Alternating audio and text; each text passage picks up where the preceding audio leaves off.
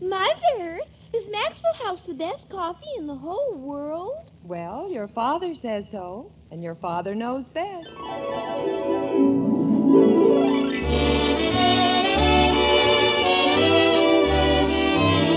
Yes, it's Father Knows Best, transcribed in Hollywood, starring Robert Young as father.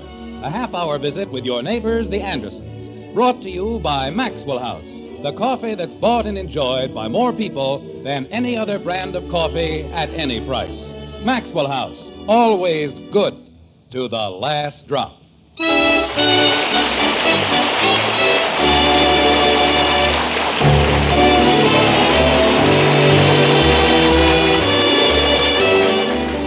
An ancient Greek philosopher named Anonymous once gave out with the following, which we quote: "There's nothing gives you a lift like a gift. There's nothing cures a rift like a gift. And duchess or peasant, you can make her more pleasant with a present." Cute, huh? On the other hand, the ancient Trojans had a warning which said, "Beware the Greeks bearing gifts." Makes it sort of confusing, doesn't it? And if that isn't confusing enough, a half hour spent with Jim Anderson and his family will get you as mixed up as a wrestler's torso, only more so, like this. Margaret! Honey, I'm home. Mom's out, Dad. Oh, hello, Bud. Where'd she go? I don't know. I think she went to a PTA meeting or something. That's nice. Where are the girls? Oh, they're around someplace. Say, Dad. We're upstairs, Father. Hi, Daddy. Hello, kitten. Father, Mother says not to worry about dinner. Thank you, Betty. She's going to open it as soon as she gets home. Oh, fine. Say, Dad, you know what I did today? I cleaned out the garage. No. I sure did. And you know what else I did? I burned all the waste paper, and I carried out the cans, and All right, Bud. Where is it? What? Where's the sale? What sale? On gasoline scooters. I didn't say there was a sale. I know, but where is it? At the bicycle shop. Well, what else is new? Mr. Tudweiler says he'll give you a wonderful deal. I'll bet he will. And he's got one that's hardly even been used. Practically. Almost. Yes, sir. I'll tell you what we'll do, Bud. Let's forget about it right now. And then after dinner... Yes? After dinner, we'll forget about it some more. Is this all the mail? Holy cow, Dad. I'm 15 years old. I guess this is all the mail. And how would you feel if you were 15 years old? Wait a minute, Bud. What's this? What? This box. Where did it come from? I don't know. It was... Oh, Kathy said it was on the porch. It's for you. Thank you very much. Maybe if you pay a little more attention to... Oh, no. What's the matter, Dad? Get back. It's liable to explode. It's what? Get back. What is it? I don't know. I think it's a necktie. A necktie? Yep. It's a necktie, all right. How can a necktie explode? Well, I hate to do this to you, but look at it. Hey, that's beautiful. Of all the... It's what? Is that ever keen? A hand-painted tiger. In a purple jungle. Boy, what I'd give for a tie like that. Bud, are you serious? Oh, sure. Gosh, I never saw anything like that in my whole life. I don't think that anyone ever did. You mean you don't like it? That's one way of putting it. Then what'd you buy it for? Buy it? I wouldn't buy a thing like this if... Wasn't there a card or something with it? I don't know. Kathy brought it in. Kathy! You want me, Daddy? Yes, will you please come down here for a minute? Okay. There must have been a card or a note or something. Do you like my hair this way, Daddy? Betty fixed it. It looks fine. Kitten, wasn't there a note with this box? I don't think so. You mean it came just like this? Oh, no. It had wrapping paper on it. I see. Well, where is it? Where's what? The wrapping paper. I'd like to know where it came from. Oh! Well? I don't know. You don't know what? Where it is. Boy, what a knothead. Never mind, Bud. You keep out of this. Yes, sir. Kathy, in the first place, you had no right to open a package that wasn't meant for you. But I needed the paper to design doll dresses. Well, we won't worry about it now. What happened to the paper? I made doll dresses out of it. Well, go get them. Daddy threw them away. Good grief. I didn't do it, Daddy. Betty said I was getting the room all messed up. I don't know. Betty, Yes, Father? where did you throw Kathy's doll dresses? What? Where did you throw... Will you please come down here? Okay. If I've told you once, I've told you 100 times. Don't open things that don't belong to you. But I didn't open it. I just took the paper off it. That's the same thing, isn't it, Bud? You told me to keep out of it. Bud.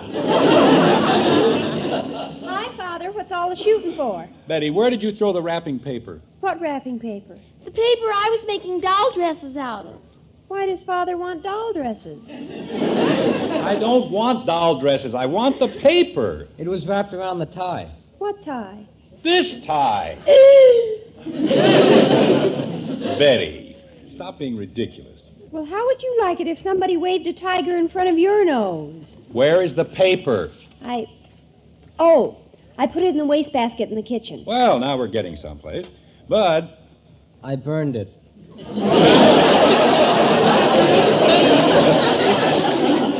You what? I burned the paper. Remember I told you I did all that stuff? Why do these things happen to me? I'll get it. The first time in 10 years he's done anything without being threatened, and he had to pick today.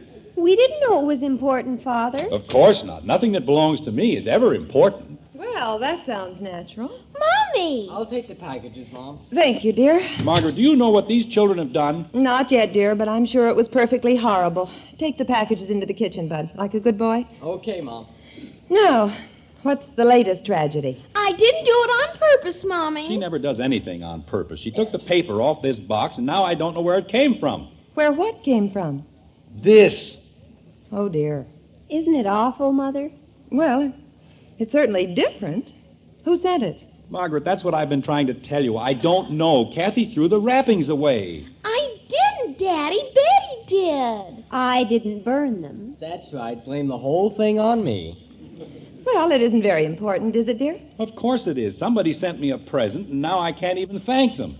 For that? Betty, it's the spirit behind the gift that counts. And if somebody thinks enough of me to send me a present, isn't that a miserable-looking thing? Jim, don't you have any idea who could have sent it? Not the slightest. Maybe it was Mr. Swanson. Who's Mr. Swanson? He's the janitor at our school. He's colorblind.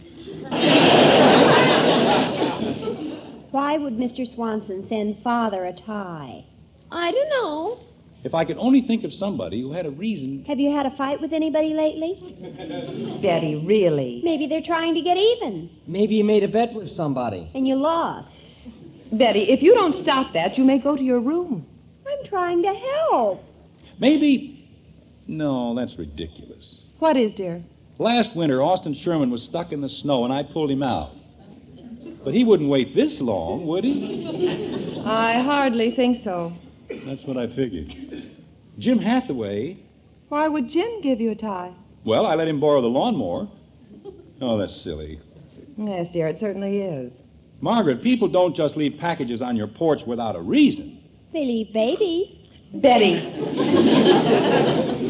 Maybe somebody was trying to get rid of it. Golly, a hot necktie. Say, how about Gribble? He's always trading neckties or sending them to people. Maybe. No, he'd never send a thing like this. I don't know what everybody's kicking about. I think it's pretty. You would. Well, I do. Jim, that's it. What is? I know exactly how you can find out. How? Well, there are probably only 2 people in the world who'd be caught dead wearing that tie, Bud and whoever sent it to you. But what's wrong with it? Never mind, Bud. Go ahead, honey. So, you wear the tie until somebody admires it, and he's the one. Wear it. This? You don't want to insult anyone, do you? But it might take weeks. Can you think of a better way? I suppose not. Why don't we just bury it? Kathy, do you see what you've done? Yes, Daddy. I've got to walk around with this menagerie on my neck. I've got to look at it. I'll wear it. No, dear. This is your father's little problem. Just because... Kathy, I hope this has taught you a lesson. Oh, yes, Daddy, it has. Next time I'll save the paper and make dresses out of the tie.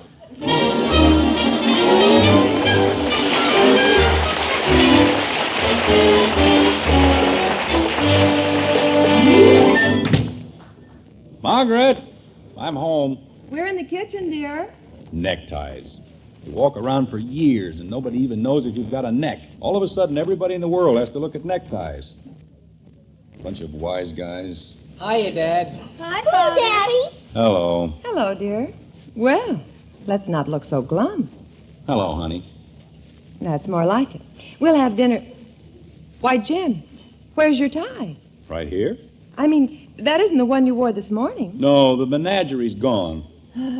Holy cow. Jim, you didn't. Oh, no, I took it. Hour after hour I took it.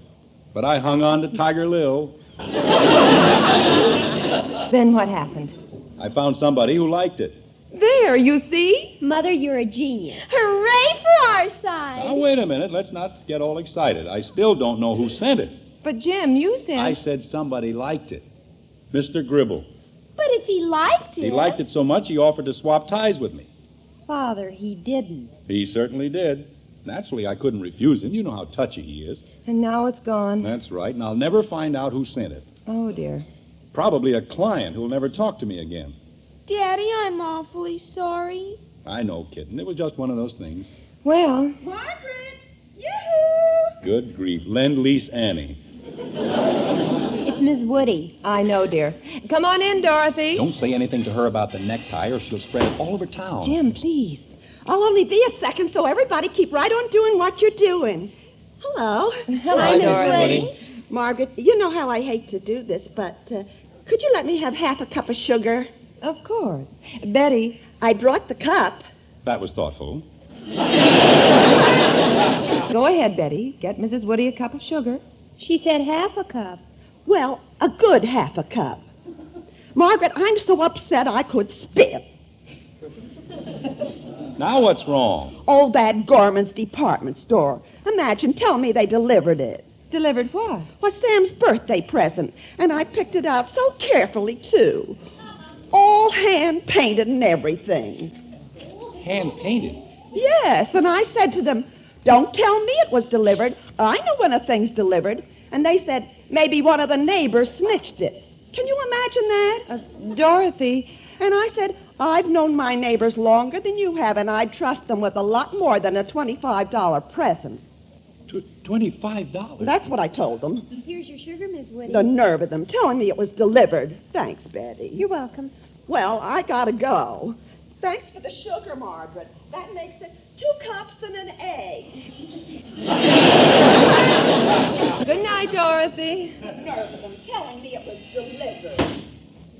Jim, do you suppose... $25? It isn't our fault, is it, Daddy? Kathy, when are you going to do anything right? But it was on our porch. $25?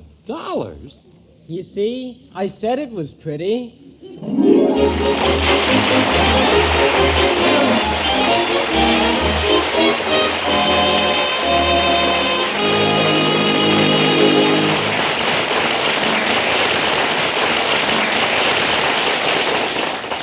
Well, now, is that hand-painted tie a beauty or a monstrosity? Who's right, Father or Bud?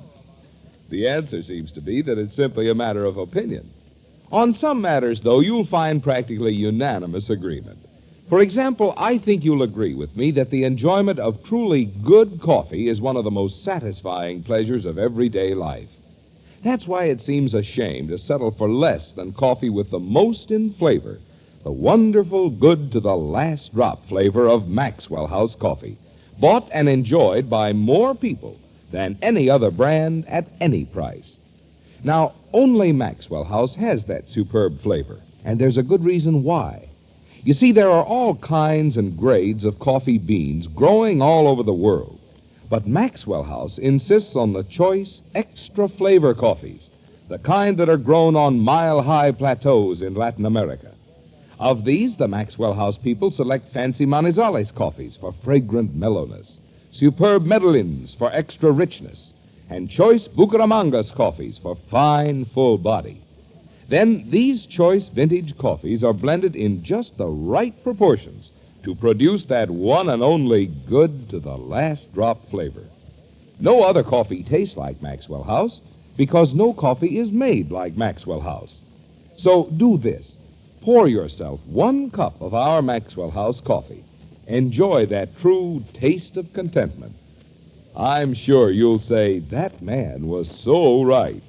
Maxwell House is the one, the only coffee that's always good to the last drop.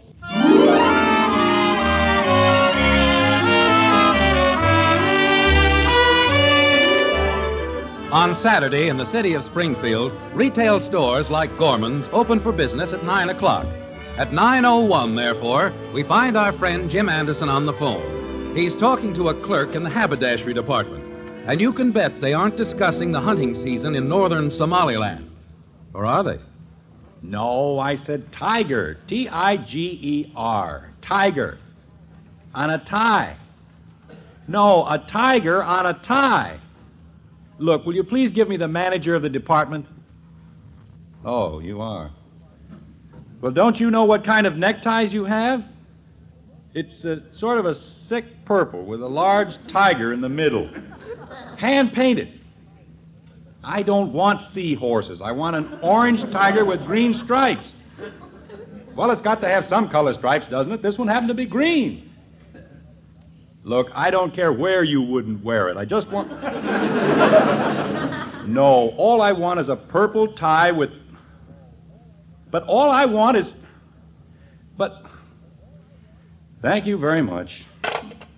Now what am I going to do? Are they going to send it out, dear? The man said they never had a tie with a hand-painted tiger. Oh, dear, I'll bet it was a special order. Leave it to Dorothy. She couldn't pick out a simple thing to have delivered to the wrong place. She has to have special orders. Did you get the tie, Daddy? No, I didn't get the tie, Daddy. Jim, please. Well, why does she have to sound so happy about it? I didn't do anything today. Well, it's still early. Did they have one, Father? Oh, Betty, why don't you and Kathy finish the breakfast dishes? We did. What did we do now? nothing, Betty. It's just that I'm a little upset this morning. You'll have to be patient with me. He's getting old. Now, see here. Jim, let's concentrate on the tie. But what right does she have to... You know, maybe I am getting old. I don't seem to be able to take these things like I used to. You never could. But, honey, other people have children and homes and neighbors, and they don't get mixed up in things like this. I know, dear. Nobody else in the whole world gets mixed up with orange tigers and Dorothy Woody. Maybe we're just lucky. Oh, sure. Father, have you thought of asking Mr. Gribble to give the tie back? I've thought of everything up to and including mayhem. Who's she? She is what I'm liable to commit if you do anything like this again. Oh, I didn't know that. Well, What? how about asking Mr. Gribble? I can't. Dear, maybe if you explain to But, him... honey, he made such a fuss over the tie. I had to take it off right in the middle of the restaurant. I know, but maybe if you explain... It wouldn't do the least bit of good. That old skinflint can smell a bargain 3 miles away. He knew what he was doing. Well... Dad! Now what? Dad! Hey, Dad! Bud, what is it? Dad, I saw him. All right, Bud, take it easy. You saw who? Mr. Davis, I saw him. He was mowing the lawn. Oh, for Pete's sake. Jumping creepers, you'd think something happened. But he's right there with the tie. Wait a minute, please. Bud, what are you talking about? Mr. Davis, he's got the tie. I saw him. Are you sure? Now, let's keep calm. Let's not get excited. Bud, are you sure it's our tie? Sure, I'm sure, because I remember the tiger was cockeyed. Bud! Well. I want to go see. No, Kathy, wait. What? This is going to take a little diplomacy, and you'd better stay here, all of you. Jim, won't it be easier if you just tell Ed the truth? And have him hold it over me the rest of my life? Don't worry, honey. I'm an old hand at this horse trading business. I'll do all right. Can't I go with you, Dad? I found the tie. Bud, please, I'll handle it better if I'm alone. Holy cow. I don't know, dear. I still think... Margaret, will you please stop worrying? We're practically in. All right, Jim. I just hope you know what you're doing. Good luck, Father. So long, Daddy. I'll only be a few minutes. Yes, sir, everything's going to be all right. Yes, indeed. Hello there, Ed. Ed. What? You say something, Jim? I said hello. Oh, hello. Hold it a second, will you, Ed? I want to talk to you. Jim, I've got to get the lawn mowed or I can't play golf, so will you please make it snappy? All right, guess this will be about the last time we'll be cutting the grass this year, won't it? Just about. Yes, sir, just about the last time. Is that all you wanted to tell me? Oh, no, well, you see, Look, you figure it out, and I'll catch you the next time around. No, wait a minute. Say, that's quite a tie. Yeah, that's a dog, isn't it? Hey, you got a cigarette? You bet. Here you are, pal. Thanks. Keep them all. Oh, I just want... Go ahead, keep them. I've got a whole carton inside.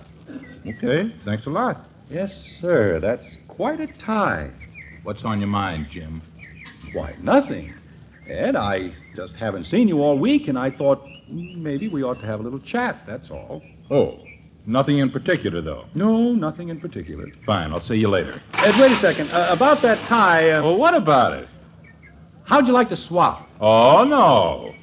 What do you mean, oh, no? Just what I said. I don't want to swap. Now, look, Ed, you have to. It's the code. Who said so? I said so. If somebody offers to trade ties, well, how can you say no? Well, it's easy. Ed, will you please listen to me? What for? You aren't saying anything. Look, Ed, we've been friends and neighbors for a long time, and I don't want to swap neckties. Now, will you please let me cut the grass? why don't you want to swap neckties? Because I like this one. But it doesn't suit your personality. You're too kind to wear a tiger. Jim, I know what you're up to, and it won't work. Why, Ed, you sound as though you don't trust me. You know I got this tie in a swap with Gribble, and I'm not trading it for any two-bit necktie you've got on. 2-bit. This is the tie I got. It's a very expensive tie. Okay, you keep it, and I'll keep this one. But, you know, Ed, you drive a very hard bargain. I'll give you this tie and $2. I don't want to bargain. I just want to keep the tie I've got. How about $5?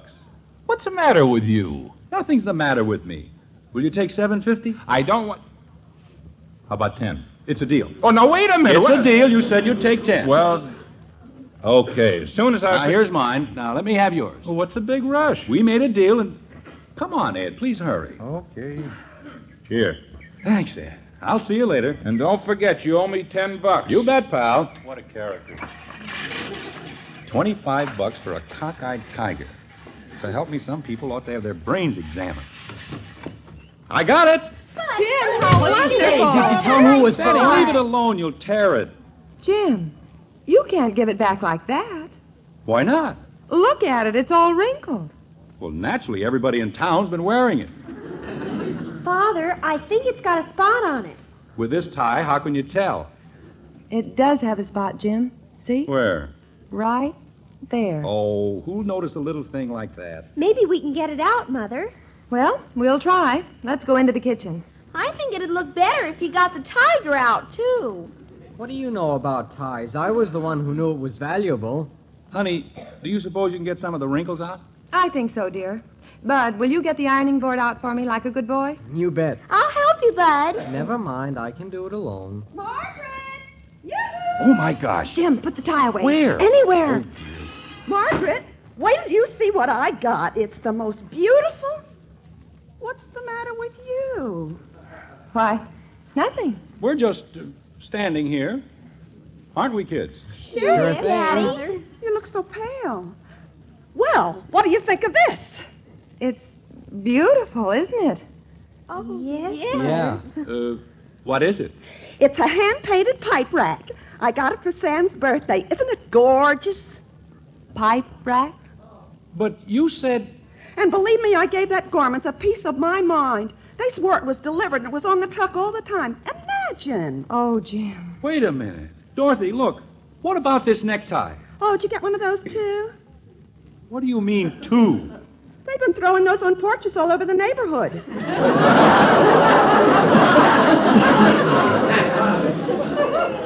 Father. Throwing them on $25 neckties? Oh, no, it's that new mail order house on Spring Street. If you don't like the tie, you send it back. Or you can keep it and send them $1.29.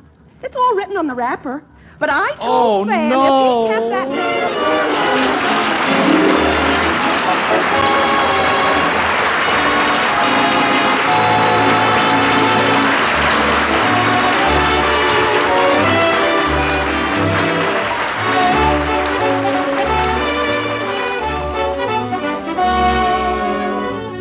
When you buy coffee, above all, you're looking for flavor. Isn't that so? Rich, tempting, full-bodied flavor. And that's the reason more people buy and enjoy our Maxwell House coffee than any other brand at any price. For its wonderful, good to the last drop flavor. That's why I say start serving our Maxwell House to your family. Watch their happy response to that truly satisfying taste of contentment in every fragrant, steaming cup of our coffee. Then just count all the cups of really good coffee you get from each pound. You'll know Maxwell House is your best coffee buy. This weekend, then, for the most in flavor, in value, look for the big white cup and drop on the familiar blue tin. Take home Maxwell House, the one coffee that's always good to the last drop.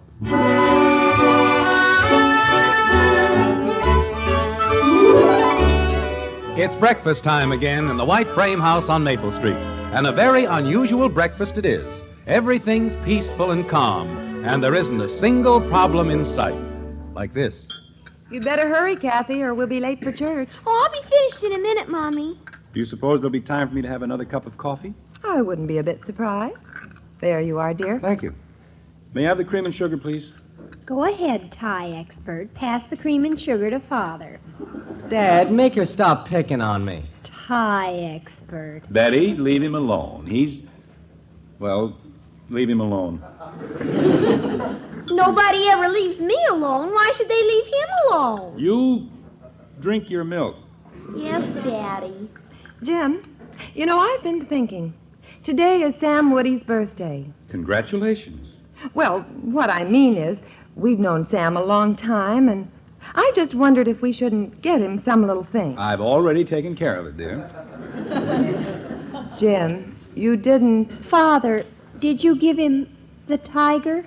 Well, Mr. Gribble liked it, and Mr. Davis liked it, and it cost me $11.29. Oh, Jim. Was he happy, Daddy? What'd he say? Well, it was very strange. He said, Jim, you shouldn't have done it. And you know, I had a feeling he meant it.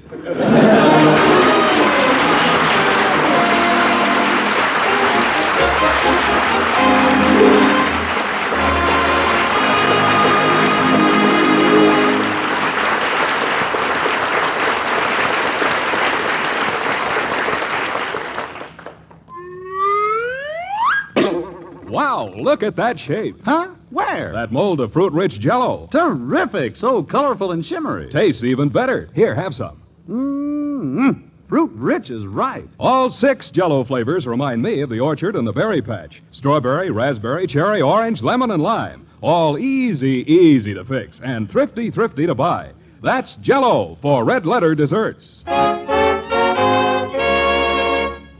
Ladies and gentlemen, nearly 4 million young drivers are now members of the Robert Young Good Drivers Club. By signing a man-to-man or dad-to-daughter agreement with their parents, they have pledged themselves to observe 8 basic safety rules. If you've not already sent for your copy of the agreement form and club card, we invite you to join in this important campaign to improve our nation's safety record. Write to Robert Young in care of this NBC station.